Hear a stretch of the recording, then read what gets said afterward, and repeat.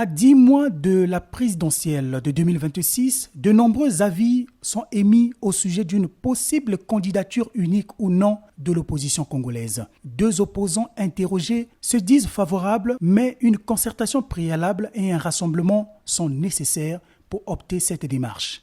Avoir un candidat unique à l'opposition. Cette démarche, effectivement, c'est encouragé. Mieux vaut s'unir que de se diviser.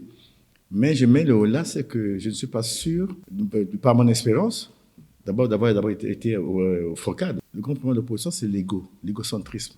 Tout le monde veut être chef. Il faudrait que nous, les présidents des partis politiques, qui nous reconnaissons d'opposition, commençons déjà à être humbles, à accepter de pouvoir être derrière une autre personne. Pourquoi pas ne pas faire des primaires?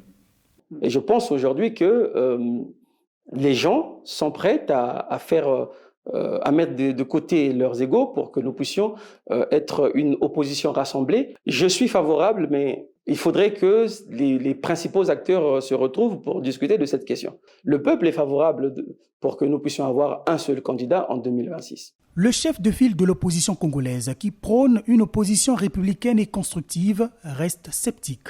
Notre opposition donne la liberté à chaque politique selon sa vision.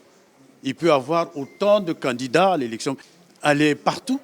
Jamais l'opposition en Afrique n'a pu trouver un candidat unique de l'opposition. Par quel miracle aujourd'hui nous arriverons à avoir un candidat unique dans les conditions actuelles? Je ne dis pas que je suis contre, mais je suis un peu sceptique quant à notre capacité à nous mettre d'accord sur une personne, une femme ou un homme. Même du côté des politiques de la majorité présidentielle, l'union des partis de l'opposition congolaise apparaît comme une utopie. La journée, ce sont des opposants.